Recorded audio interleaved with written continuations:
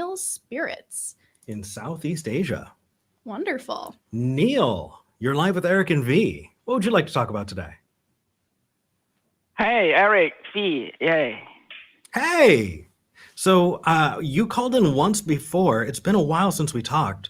Could you give us a refresher if it's relevant? If not, what do you want to talk about today?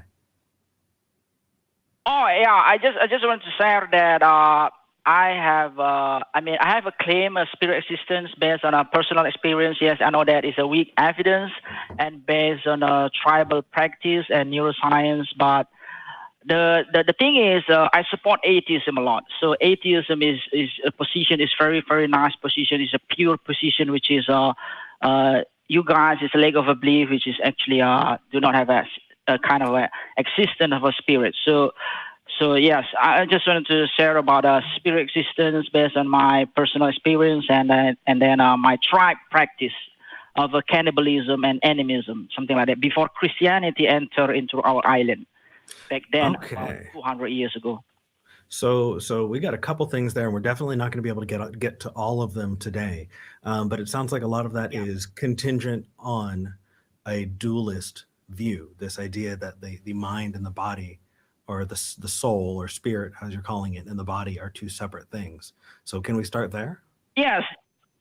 You can call it a spirit as a ghost thing, or dualism, Cartesian dualism, or philosophy of mind. Yes. Okay, sounds good. So let's nail down, because I know what my body is. I don't know what my soul is.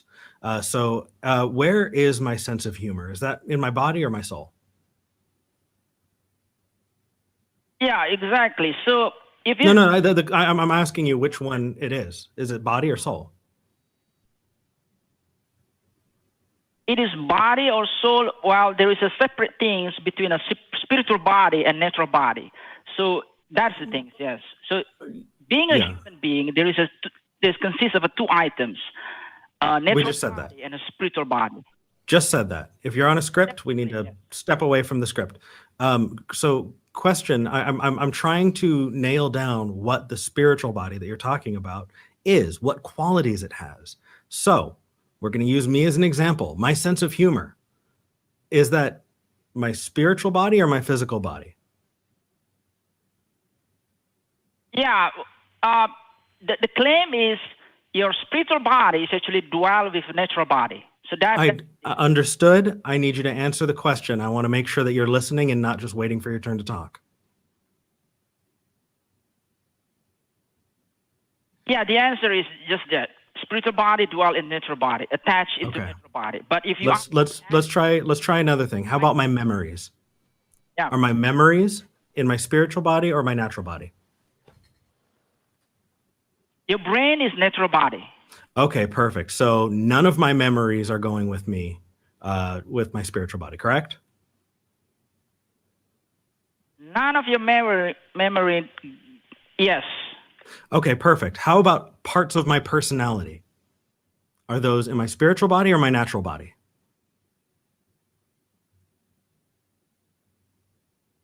That would be your spiritual body.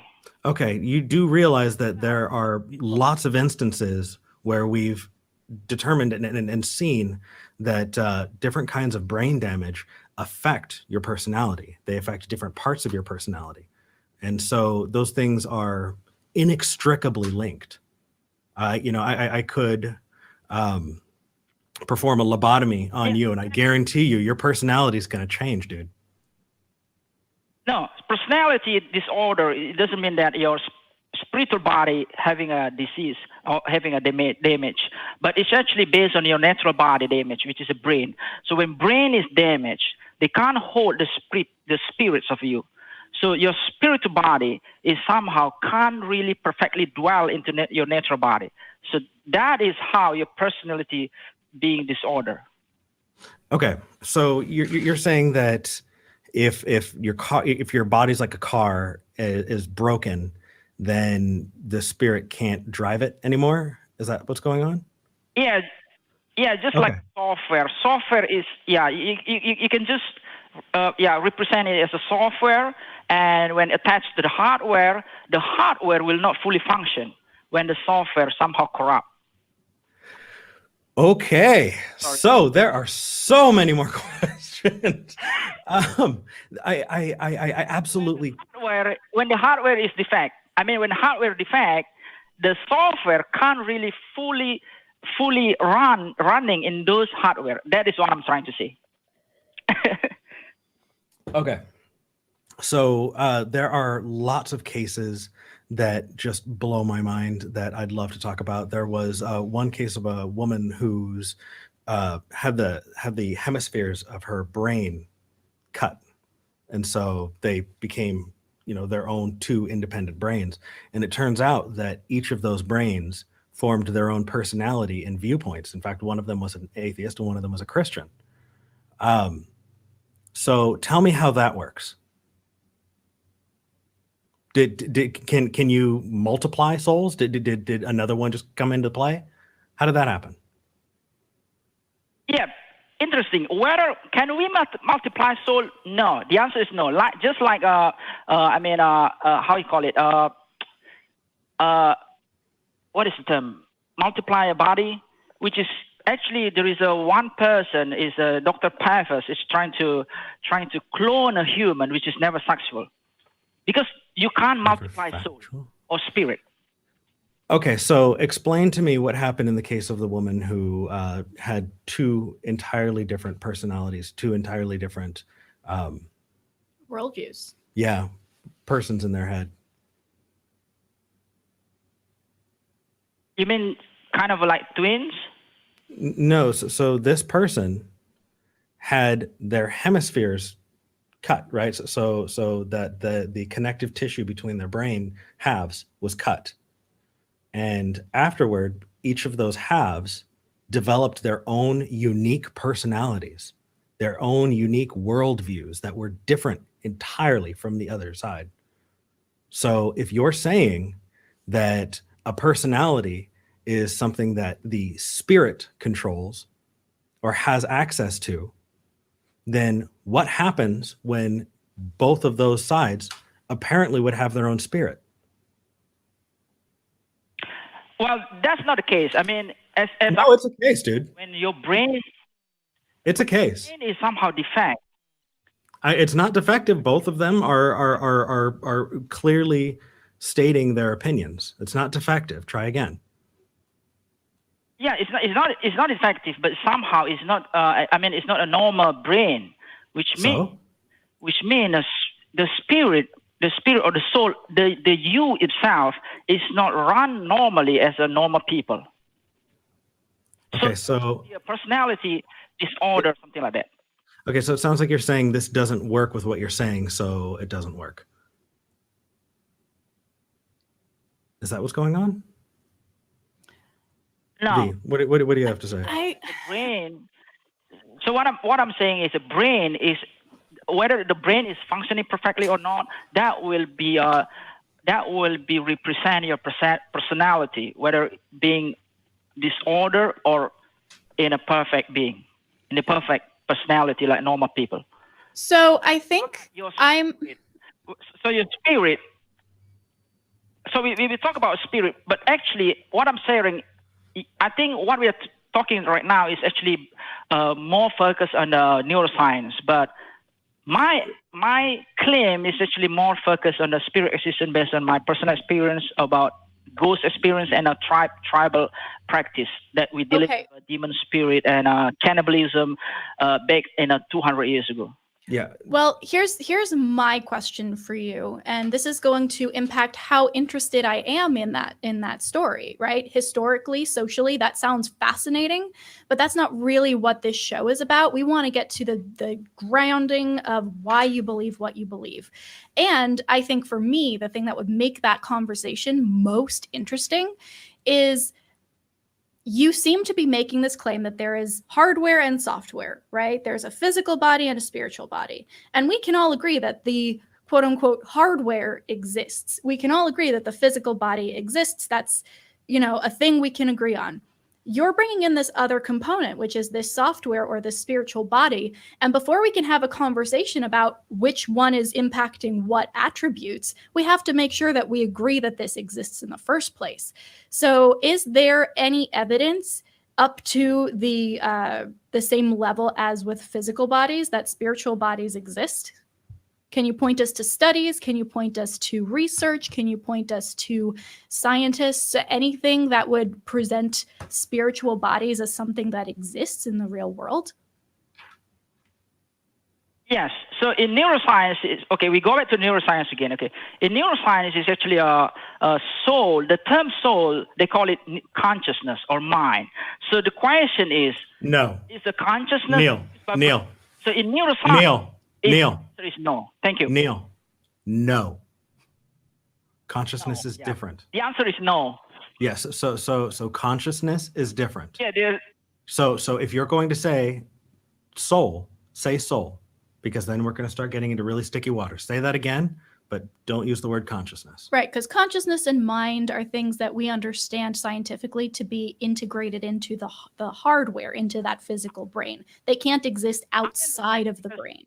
And we don't know other people who do say that the word soul and consciousness are the same thing. That's you. So no. What I'm trying to referring to is the neuroscience that is studied in the University of Virginia. So yes, in mainstream science that you are referring to, yes, it will not in line to that study.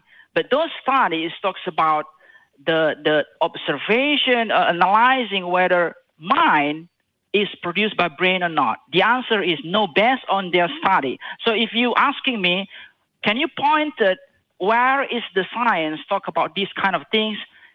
That is one of the department is actually studying about this kind of NDEs, near-death experience, past life memories, where and trying to observe the people in the hospital during a clinical brain damage. Absolutely. I highly advise you take a look into the skeptic movement and take a look at what James Randi and that entire group of amazing people has done to debunk that bullshit. Because it is bullshit. And I hope you take the time to look into it. So really, let's... I know James Randi. I talked to him. When? Before he died. Yeah?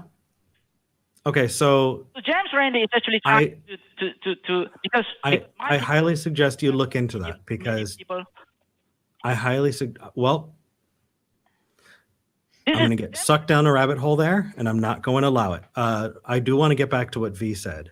And that is, if you walk into your living room and it's a mess and it wasn't beforehand, when do you assume that it was gremlins? You don't, because you've never seen a gremlin, you've never experienced a gremlin, you have no reason to think there was gremlins. And so when you're talking about a soul and you're talking about likelihood of anything, you need to show that it exists before you can determine whether or not there's a probability of that being the answer to a thing. So we need to define a soul before you can tell a story about it, right? Thank you, sir. So the thing is, I'm trying to explain it here is, for me, it doesn't matter whether you believe in spirit or not. That is actually bullshit. That is the things that I want to share to all of people in this, so that whether spirit existed or not, it doesn't matter. The things that we need to embrace. Okay. Well, then I think that's the end of the call. The important things. And I hope to call in again if I want you to call in and tell me why it matters, because if it doesn't matter whether it's true or not, it's a waste of our time. We want to know what you believe is true and why. And if it doesn't matter to you, it doesn't matter to us. Yeah, it's matter to me because it's a spirit. Is actually exists. That is the things that I'm trying to share. That's all. Yeah, but you just said it doesn't matter whether or not it's true. Yeah, it doesn't matter whether the things that really matter is we just have to do good until we die. That's it. Okay, well, I don't know if that's going to make a very good call, but it definitely does not support the reason that you're calling in. So call in about something that matters to you, because if it doesn't matter to you, it doesn't matter to us. Bye. Yeah, thanks, guys. Okay, bye. I'm Christian. We know. we got it. We got it. So I do want to make sure that I address this University of Virginia study that Neil was discussing just now. Yes, the live chat was talking about it too. Yeah, apparently, I didn't know this, and I'm going to be digging into this a little bit. University of Virginia has a Division of Perceptual Studies, or DOPS. And essentially what it is a small group of researchers and PhDs, MDs, just people across the board who are invested in explaining things like past life memory, near-death experiences, clairvoyance, ESP, all of that. Like, it's a small group of people who are trying their best to prove these things. So I would not call that mainstream science. No. It is science attempted to be applied to a preconceived goal, which makes that concerning. And yeah, I'm going to be doing some more research into this group, and if they are indeed, like, it's frustrating to me. This is the official University of Virginia School of Medicine website, and this event that they're pitching for DOPS is talking about mind beyond brain, children's past life memories, near-death experience, contemplative, mindfulness, meditation, yoga, and how it impacts the supercognitive abilities of someone. Yeah, it's science fiction. It's men who stare at goats is what it is. Yeah, essentially. So ultimately, we have to recognize that they have a candlelight yoga service afterwards. No. So yes, very high science. Okay, science. Okay. Before we dive into the next call, we need to have just a little bit of a chat. We're just going to have a little bit of a Valentine's chat, everybody. So here's the deal. Have you heard of doing archaeology with the Bible in one hand and trowel in the other? Yes. It's this idea that you are convinced that a Bible story is true. You're an archaeologist and you're going to go look for evidence of the story you already think happened, right? So, okay, where is this place? I'm going to look specifically for it, and I'm going to use the Bible as my guide. That's not how you do archaeology. It's not how you get to things. Mm-hmm. It's just not. Look up Digital Hammurabi. Yes. is great for that. So that's one piece, and that exact kind of motivated reasoning is how, and we brought up James Randi. There's Banachek, who, when I believe it was Banachek and several others, who managed to convince universities that they were psychic. It was during the whole Uri Geller thing. Mm-hmm. When you are motivated to want to look for evidence of the thing you've already concluded is true, you're going to go down some weird pathways. Don't fucking do that. And there's a difference between using the tools of a particular body of research and embodying the mindset necessary to do that research well. So I think a lot of what people get confused about when they see things like DOPS is like, oh, well, there are PhDs and MDs talking about this stuff, mm-hmm. and it's on a real website. So like, maybe it's all true. And sure, maybe they are using the trappings of science. They are talking in those terms. They may even have scientific backgrounds themselves. But they aren't using the scientific method if the goal is to prove preconceived notions. It's not the scientific method. And so and same with archaeology, right? There's archaeology. You can have your trowels and your little toothbrushes and your expeditions. And sure, like, that looks like archaeology. But if you're going specifically to prove a point and make the evidence fit your narrative, that's not useful. It's not good archaeology. And there's a difference between a good research and research. Agreed. If you want to see a ridiculous example of that, look at the Institution for Creation Research and that whole young Earth section of things. It's ridiculous. Mm-hmm. So it's similar to there's a browser that only will give you creationist websites. So you can research anything, you can type it in like you would into Google, but the only results that will come up are creationist. And so sure, you can say, well, I typed this into the search bar and I looked it up and I read the articles. Cool, awesome. You have officially cut yourself off from any any other points of view, and therefore you are not actually doing good research, even if you're going through the motions of searching for things and reading articles. It's not the process, it's the mindset. It's that confirmation bias. You actually did a good episode on your channel about that. Yeah. If y'all haven't seen How to Skeptic, you should absolutely check out V's channel, because you did a good talk about that. This is exactly what I talk about all the time there. I might actually take this as a possible future topic. Nice. So Nice. yeah.